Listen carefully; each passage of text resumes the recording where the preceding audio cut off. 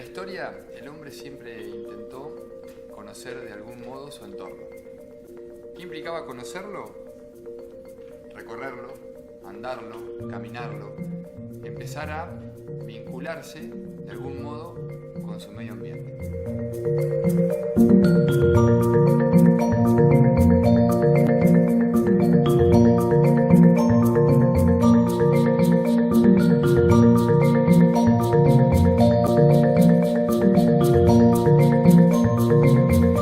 Una de las grandes preguntas que surgen es cómo podía llegar a transformarlo en el caso de que fuera necesario, por ejemplo, tener que construir alguna obra de ingeniería que implicaba una mano de obra determinada.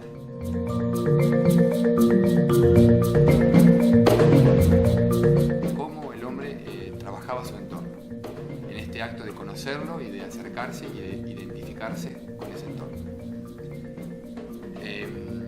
Uno de los aspectos más fundamentales que hay que tener en cuenta es que siempre trataban de ubicar un punto en el espacio. Esa ubicación del punto en un plano horizontal, siempre en referencia a determinados elementos del paisaje, conducía a que también trataran de conocer la altura de ese punto. Bueno, entonces ahí ya empezamos a introducir conceptos como planimetría, altimetría, ¿no?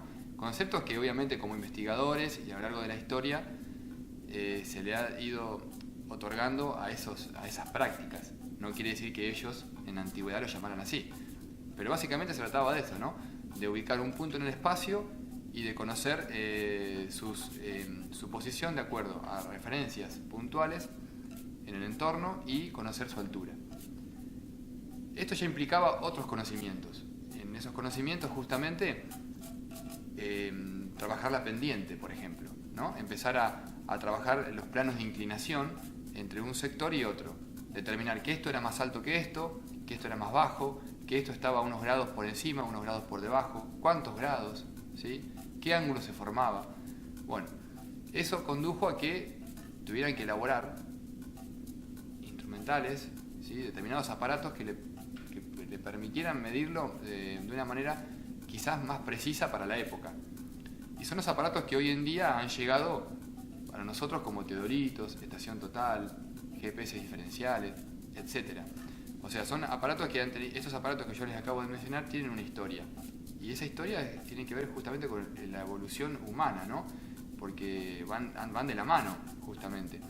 Entonces, estamos hablando de instrumentales que uno quizás ahora los vería como muy precarios, pero que para la época servían, por ejemplo, para nivelar un terreno o para establecer ángulos entre un punto y otro. Eso llevó a que el hombre desarrollara grandes obras, como por ejemplo las pirámides de Egipto, como por ejemplo la gran muralla china, las pirámides aztecas, las pirámides mayas, las grandes obras de ingeniería hidráulica de los incas, caminos, ¿sí? Y el control de los ríos, por ejemplo, en la zona del norte de Perú, ¿sí? Previo a los incas, donde hay registro de construcciones de hasta 900 kilómetros de canales en una serie de valles, uniendo determinados valles, en todo lo que es la costa norte de Perú, ya para la época Moche, pre-inca, ¿sí? Y uno se pregunta, ¿cómo 900 kilómetros de canales y con qué técnica? Bueno, esa es la gran pregunta que nos podríamos hacer en la actualidad. En el caso de los incas, ellos tenían un instrumento, de acuerdo a algunos investigadores, Meléndez Salinas, por ejemplo, Salaverry y Liosa, ellos plantean la existencia de lo que era conocido como teodolito andino, o en denominación quechua sería alpa pampachana. Este instrumento consistía básicamente, trabajaba en arcilla y era un instrumento tubular donde en la parte superior se colocaba tenía un receptáculo marcado con lo que se denomina menisco, ¿no? Una marca circular que justamente le permitía observar si el agua estaba a nivel o no, porque ahí justamente se introducía el agua. En la parte del soporte, ¿no? Donde estaba en la parte tubular, había una serie de agujeros para establecer mediciones. Y eso, uno midiendo por esos agujeritos, podía observar una especie de varilla o zaiguana que estaba ubicado de frente, ¿no?, a unos tantos metros, como si fuese un jalón o una mira, y ahí poder establecer justamente las alturas en base al ojo del observador. Y con otros agujeritos que tenía lateralmente se podía observar hacia otro lado de un modo perpendicular, tanto hacia la derecha como hacia la izquierda, y así establecer con respecto a la primer visual ángulos rectos, ángulos de 90 grados. Esto para la época, imagínense que les permitía no solo nivelar, sino también establecer ángulos perpendiculares, ángulos rectos de 90 grados. Esto les sirvió a los incas, por ejemplo, para construir grandes obras de ingeniería agrícola e hidráulica, principalmente.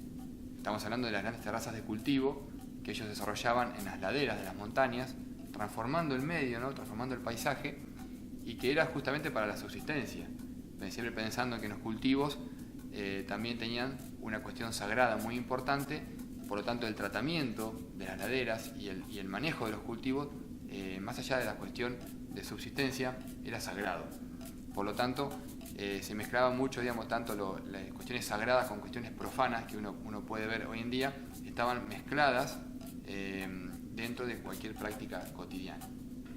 Entonces, bueno, tenemos grandes terrazas de cultivo donde se nivelaba el terreno, se ubicaban muros de contención para evitar la erosión de la ladera, y se adosaba todo un sistema de irrigación, con canales de irrigación, donde justamente, más allá del manejo de las pendientes, tenían que conocer el manejo del flujo del agua, la resistencia, evitar que el canal se destruyera por alguna cuestión, poner obstáculos a lo largo de los canales para aumentar o disminuir justamente la velocidad del agua. O sea, no solamente el conocimiento estaba basado en el manejo de la pendiente, sino en muchas variables. La pendiente era una. Justamente estamos hablando de la pendiente porque es lo que tiene que ver con esta actividad, que era la nivelación. Otro instrumental que tenían era conocido como el nivel cholo o nivel andino. En palabras quechua sería la yacuapana, ¿sí?, que era una especie, no tenemos evidencias arqueológicas. En el caso anterior, de la Alpa Pampachana, se encontró en una excavación en Ancash, que es hacia el norte de Lima, en la sierra norte de Lima, y este instrumental está en el Museo de Huaraz, se puede observar. Pero en el caso del nivel andino o yacuapana, no hay evidencias arqueológicas, seguramente porque quizás estaba elaborado con elementos más bien perecederos, ¿no?, como por ejemplo madera, lo cual no se conserva para la arqueología. Pero hoy en día se utiliza mucho en las construcciones de canales y también de terrazas, y que consiste básicamente es un instrumental que está formado por 3 varillas que forman una especie de A mayúscula, una A en imprenta no mayúscula, con una cuerda y una plomada, en realidad una piedra que funcionaba como plomada, lo cual le permitía establecer determinados manejos del terreno nivelados y una pendiente constante, por ejemplo, entre un punto y otro. Uno de los grandes ejemplos de la humanidad que demuestran esta cuestión del manejo de la pendiente y conocimientos de nivelación fue el realizado por los griegos hacia el siglo VI a.C., en la época de Polícrates, que era un tirano griego. Él habían encontrado un manantial y querían abastecer de agua a Samos, ¿no?, una ciudad griega, que evidentemente tenía problemas de agua. Entonces tenían que llevar el agua del manantial hasta la ciudad. Pero en el medio existía un cerro, un monte, el Monte Castro. Por lo tanto tenían que sortearlo de algún modo, tenían que tratar de evitar de que se convirtiera en un obstáculo esta masa de tierra y piedra. Construir un muro, o sea, un canal en los alrededores del cerro, implicaba que a futuro, ante una batalla o un conflicto con pueblos vecinos, les podían cortar el agua. Entonces tenían que tener una construcción dentro del cerro donde el control lo tuvieran los propios griegos que vivían en Samos. Entonces contrató Polícrates a Eupalino, que es un ingeniero, Eupalino de Megara, en el cual él empieza a pensar, bueno, cómo construir un túnel y cómo asegurarse el punto de encuentro, de modo que excavando de un lado, desde el lado de norte, que es donde estaba el manantial, excavando desde el otro, el lado sur, donde estaba el Samos, podían unirse en el centro. Para eso utilizó la dioptra, que es un instrumental en el cual tiene incorporado un limbo horizontal y un limbo vertical, lo que le permitía establecer mediciones de ángulos horizontales y ángulos verticales. Con eso pudo determinar la altura a partir de la cual los obreros tenían que empezar a trabajar y que sea la misma, tanto de un lado como de otro, tanto del norte como del sur. Una vez que determinó eso y pudo determinar también la distancia que tenían que recorrer dentro del cerro, eso lo pudo determinar justamente por tramos perpendiculares alrededor del cerro que le llevaron a pensar un triángulo rectángulo donde por trigonometría logró establecer el valor de la hipotenusa, que no era nada más y nada menos que la distancia desde el manantial hasta Samos.